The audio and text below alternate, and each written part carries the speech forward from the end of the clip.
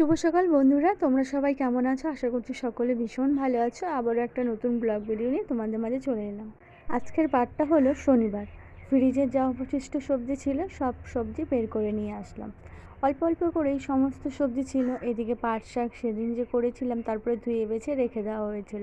সে পাট শাকটা আজকে ভাবছি একটু ঝোল শাকের মতো করে না, সেরকম বানাবো মাছ দিয়ে।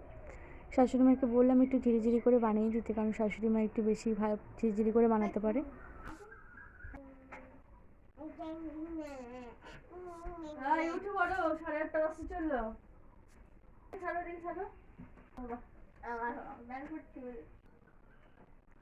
দুষ্ট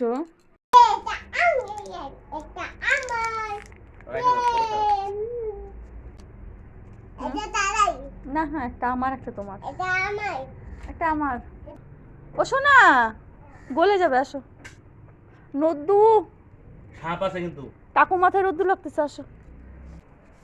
চকলেট খাওয়া এখন খুব শিখছে বলে। Mani, thank you. মিশুকে বলো। Besha, thank you. মিশু কালকে মোমো পাঠাইছিল।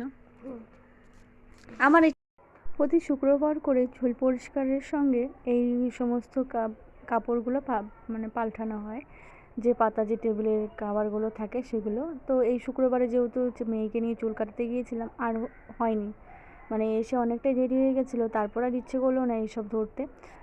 তো আজ যেহেতু বারটা শুক্রবার বলছিলাম এখনই, যেহেতু আজকে বারটা শনিবার, তো ভাবলাম চলো ভিডিওটা এইমাত্র আমি মানে আপলোড কমপ্লিট হয়ে গেছে, এবার পাবলিশ করিনি এখনও, টাইম হয়ে গেলে পাবলিশ করে দেবো। মামাও শোনাও দেখো আমার সঙ্গে সঙ্গে কাজ করছে। তো আমাদের সকালে খাওয়া সবারই হয়ে গেছে। সকালে আজকে করেছিলাম মাসকলাইয়ের ডাল করেছিলাম, এদিকে পটল ভাজা, ঝিঙে ভাজা ছিল, আর এদিকে ছিল ওই যে পাট শাকের ঝোল।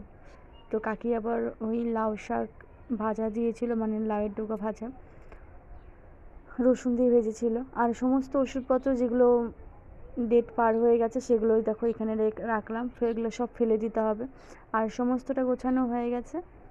আর এইমাত্রই না লাইনটা চলে গেল। শাশুড়ি মা স্নান করতে গিয়েছিল, এদিকে লাইন ছিল না দেখে তো আর করতে পারলো না।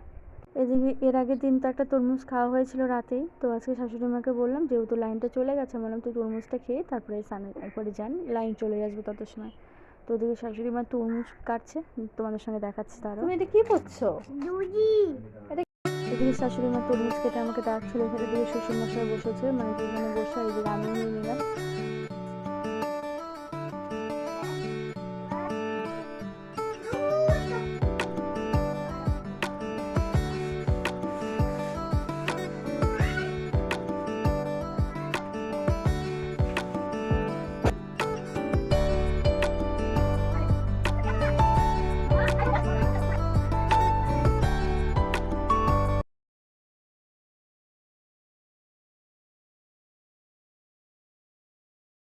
রাতে আজকে বানাবো রুটি।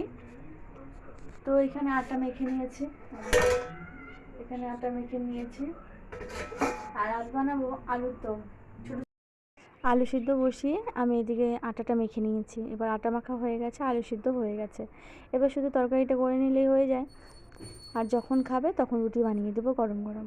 কড়াই বসিয়ে দিয়েছি, এইখানে দেখো এই যে মশলা করে নিয়েছি। আজকের ভিডিওটা আর বেশি বড় করব না, এখানেই শেষ করব। আজকের ভিডিওটা তোমাদের যদি ভালো লেগে থাকে লাইক সাবস্ক্রাইব করে আমার পাশে থেকো। তো বাই, পরের দিন আবার দেখা হচ্ছে।